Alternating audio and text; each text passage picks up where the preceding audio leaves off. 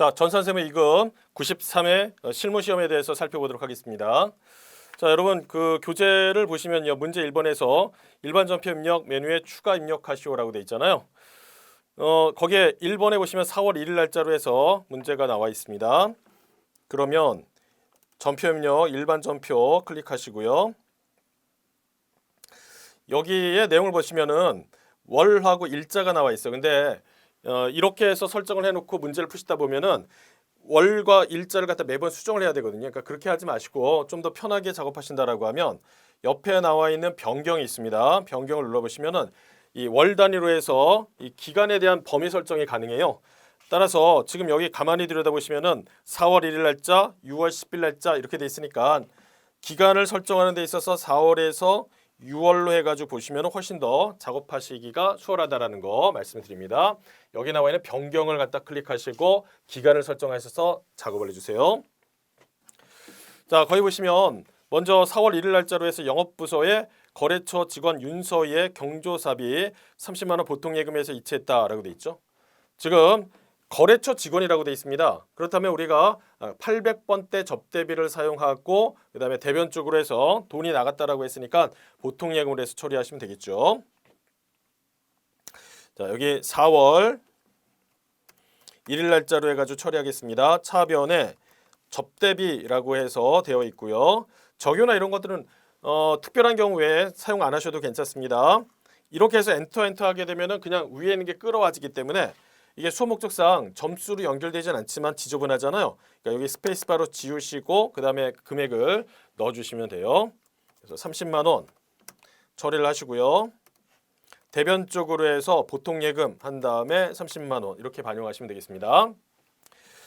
자, 이어서 4월 10일 날짜 보시면은 무역협회에 협회비 5만 원 현금으로 해서 납부를 했습니다. 우리가 무역협회 무슨 협회에 납부한 협회비는 어떻게 처리하느냐? 세금과 공과금 이렇게 해서 해요.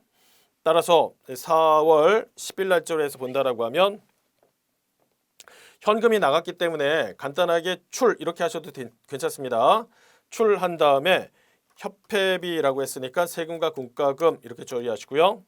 금액은 5만 원 입력합니다. 이번에 5월 1일 날짜를 보시면 공장의 신축을 위해서 특정 차입금의 이자 비용 350만 원 당좌 수표를 발행해서 지급했습니다. 단 해당 이자 비용은 자본화 대상이며 공장의 완공 예정에는 4월 내년 30일이다 라고 되어 있네요. 그러면 여기서 자본화 대상이다 라는 것은 어떤 의미냐? 우리가 일반적인 경우에 있어서는 이자 비용을 갖다가 단계 비용 처리하잖아요.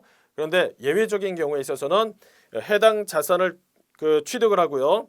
취득하기 위해서 들어간 여러 가지 부대 비용 갖다 해당 자산에 포함시키잖아요. 그런 개념으로 보시면 되겠습니다.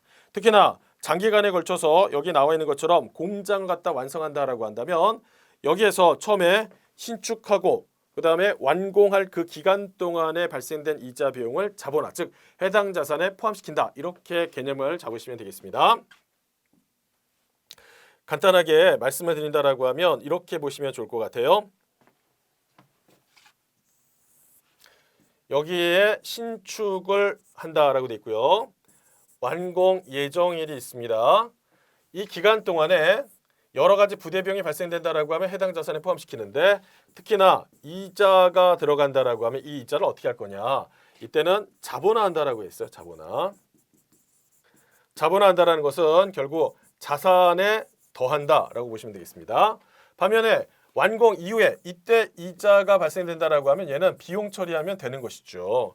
그래서 해당 기간 동안에 발생된 것은 자본화한다, 해당 자산에 포함시킨다 이런 개념으로 접근하시면 되겠습니다.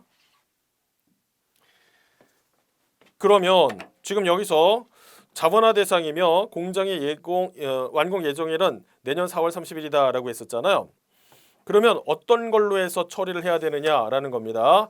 공장의 신축이라는 단서를 주어졌기 때문에 건설 중인 자산으로 해서 처리를 하시면 돼요.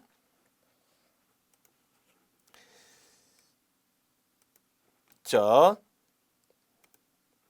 아까 보셨던 이제 일반 전표 다시 돌아오셔가지고요. 5월 1일 날짜 보도록 하겠습니다. 여기다 차변에 건설 중이라고 해서 입력을 하시고요. 금액은 350만 원이 되겠습니다. 그리고 대변 쪽으로 해서 당좌 수표를 갖다 발행해서 지급했다라고 했으니까 당좌 예금으로 해서 입력을 하시고요.